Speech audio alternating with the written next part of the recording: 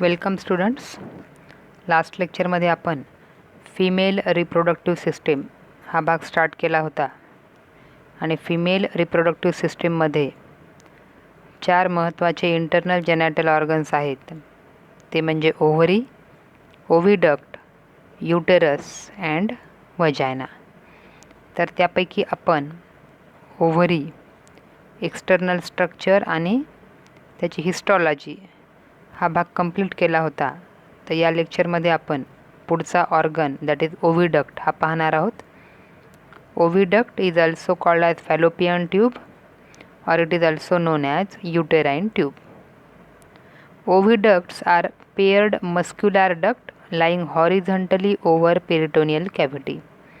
ओव्हिडक्ट ह्या paired structure आहेत, 2 आहेत, मस्क्युलर आहेत आणि पोझिशन त्यांची जर पाहिली तर they lie horizontally over peritoneal cavity. Peritoneal कॅव्हिटीवर हॉरिझॉन्टल डायरेक्शनमध्ये त्या प्रेझेंट असतात. It has 2 ends. Proximal end lies close to the ovary and distal end opens in the uterus. याला 2 एंड आहेत. प्रॉक्सिमल एंड पुढचं एंड हे ओव्हरी सोबत attach आहे, तर डिस्टल एंड हे युटरसमध्ये उघडत असते. Length is 10 to 12 centimeter long and it is internally lined by ciliated epithelium. यामध्ये असणारे इपिथिलियम कोणता आहे? सिलियरी इपिथिलियम आहे. Oviduct is divided into 3 regions: infundibulum, ampulla and isthmus. तर त्यापैकी पहिला भाग infundibulum. It is proximal funnel like part. समोरचा असणारा फनेलसारखा पसरट असा भाग इनफंडिब्युलम आहे. It has an opening called ostium. या इनफंडिब्युलमला जी ओपनिंग आहे त्याला ऑस्टियम असं म्हणतात. It has many finger like projections called as fimbriae. इन्फंडिब्युलमचा ज्या काही फिंगर लाईक प्रोजेक्शन्स आहेत त्यांना फिम्ब्री असं म्हणतात. And at least 1 fimbria is long and that is connected to the ovary.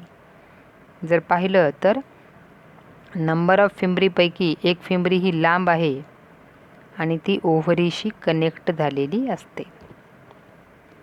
The cilia and movement of fimbri help to drive the ovulated eggs to the ostium. Cilia आणि ह्या फिम्ब्रीच्या ज्या movement आहेत यामुळं ओव्ह्युलेशनद्वारे जे एग्ज रिलीज केला जातो तो त्या ऑस्टियमकडे अट्रॅक्ट केला जातो. Second part is ampulla. It is middle, long and straight part of oviduct. मधला इन्फंडिब्युलम आणि इस्थमस यांच्यामधला भाग आहे, लॉंग आणि स्ट्रेट पार्ट आहे. And function is it is site for fertilization. Male female गॅमेटचं फर्टिलायझेशन होण्यासाठी जी साईट आहे किंवा जी जागा आहे ते म्हणजे ampullary part of fallopian tube. Third part is isthmus or also called as cornu. It is the distal narrow part of the duct that opens into the uterus. बघा या ठिकाणी एक फिगर दाखवलेली आहे. तुम्ही जी फिगर ऑलरेडी ड्रॉ केलेली आहे त्यामध्येच हे नावं ॲड करा. फॅलोपियन ट्यूब, इन्फंडिब्युलम हा भाग बघा, प्रॉक्सिमल भाग जो ओव्हरीशी अटॅच आहे त्याला फिंगर लाईक प्रोजेक्शन्स आहेत ज्यांना फिम्ब्री म्हणतात, आणि त्यावर जे ओपनिंग आहे that is called as ostium. आणि त्या ओपनिंगद्वारे ओव्ह्युलेशनमधून बाहेर पडणारा जो एग आहे तो त्या ऑस्टियमद्वारे अट्रॅक्ट केला जातो. त्यानंतर मधला स्ट्रेट भाग आहे एम्प्युला, ज्या ठिकाणी फर्टिलायझेशन होत असते. आणि तिसरा जो भाग आहे इस्थमस तो म्हणजे फॅलोपियन ट्यूब, ज्या ठिकाणी युटरसमध्ये उघडते तो भाग. अशा पद्धतीने फॅलोपियन ट्यूबचे 3 भाग. मग आहे uterus. It is also called as womb. याला वूम्ब असंही म्हणतात. It is hollow, muscular, pear shaped organ. आतून पोकळ आहे, मसल्सनी बनलेला पियरच्या आकाराचा ऑर्गन आहे.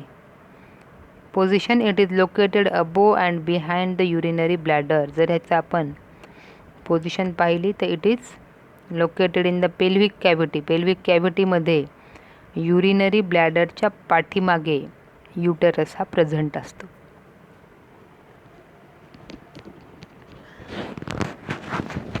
It is 7.5 centimetre long, 5 centimetre broad and 2.5 centimetre thick. याची लांबी आहे 7.5 सेंटीमीटर, थिकनेस आहे 2.5 सेंटीमीटर आणि विड्थ आहे 5 centimetre. Uterus can be divided into 3 region. युटेरससुद्धा 3 भागामध्ये डिवाइड केला जातो. फिगरमध्ये एकदा बघून घ्या. फंडस वरचा डोम शेप्ड भाग, नंतर बॉडी ऑफ युटेरस आत असणारी पोकळी आणि खालचा tapering end that is the cervix. Fundus it is dome shaped part of uterus. युटेरसला दोन्ही बाजूला ज्या ठिकाणी फॅलोपियन ट्यूब्यून अटॅच होतात त्याच्या वरचा असणारा अर्धगोलाकार किंवा डोम शेप्ड जो भाग आहे that is uterus. Then its function, implantation of embryo occurs in the fundus.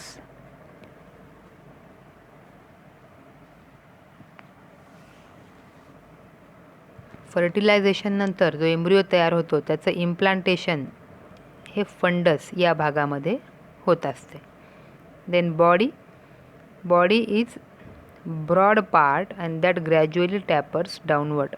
मोठा असणारा पोकळ असा भाग आहे जो खालच्या बाजूला टॅपरिंग होतो, त्याची विड्थ कमी होते, निमुळता होत जातो.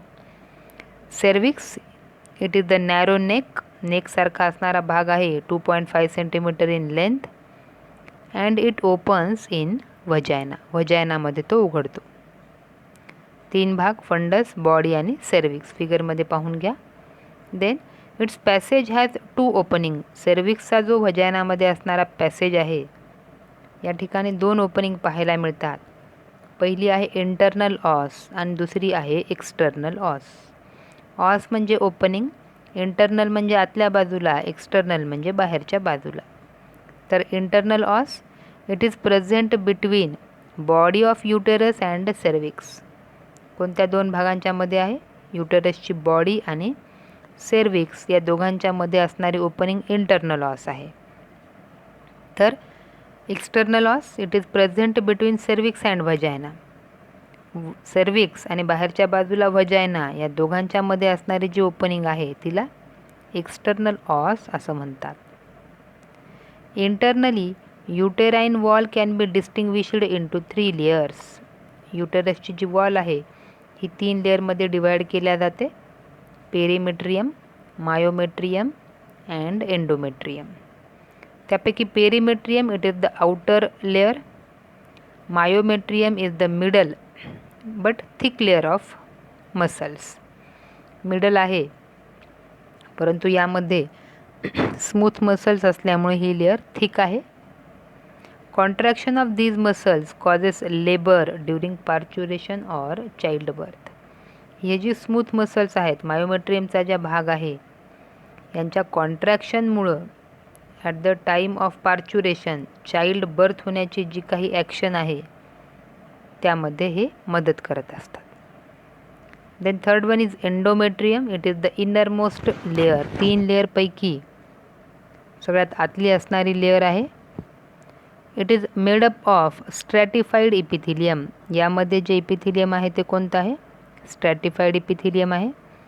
The thickness of this layer undergo changes in during each menstrual cycle. एंडोमेट्रियमची जी थिकनेस आहे ही कमी जास्त होत राहते. मेन्शुरल सायकल जी आहे फिमेलमध्ये चालणारी रिप्रोडक्टिव्ह सायकल, त्या सायकलमध्ये ज्या पद्धतीचे चेंजेस होतील त्याच्या अनुसार एंडोमेट्रियमची जी लेअर आहे तिच्या थिकनेसमध्ये बदल पाहायला मिळतो. It is richly supplied with blood vessels and uterine glands. या एंडोमेट्रियममध्ये नंबर ऑफ ब्लड व्हेसल्स आहेत, युटेराइन ग्लँड्स आहेत. Then this provide nourishment to the developing foetus. जर फर्टिलायझेशन झालं तर फिटसला न्यूट्रिशन देण्यासाठी ही लेअर काम करत असते. Then is uterine cancer. Most of uterine cancer begins in the endometrial layer. ही जी लेअर आहे एंडोमेट्रियमची या लेअरपासून बऱ्याच वेळा कॅन्सरची सुरुवात होत असते. Symptoms: abnormal bleeding, vaginal bleeding after menopause, abnormal watery blood tinged discharge from vagina and pelvic pain. एकंदरीत लक्षणं काय आहेत की जी मेन्शुरल फ्लो आहे, मेन्शुरल सायकल आहे, त्याच्या व्यतिरिक्त ॲबनॉर्मल ब्लिडिंग ही पाहायला मिळते. याशिवाय मेनोपॉझल एजनंतर जी की ब्लिडिंग थांबायला पाहिजे, तर अशाही कंडिशनमध्ये व्हजायनल ब्लिडिंग या स्वरूपामध्ये ब्लिडिंग ही होत असते. त्याशिवाय वॉटरी किंवा ब्लड मिश्रित असा जो डिस्चार्ज आहे तो व्हजायनामध्ये प्रेझेंट असणं आणि पेल्विक पेन ही काही युटेराईन कॅन्सरची प्रमुख लक्षणं पाहायला मिळतात. डिटेक्शन: तर युटेराईन कॅन्सर हा तपासला जातो कसा, त्याची टेस्ट केली जाते, that is Pap smear taste. यामध्ये सर्व्हिक्सच्या ज्या सेल्स आहेत त्यांचं इन्व्हेस्टिगेशन केलं जातं.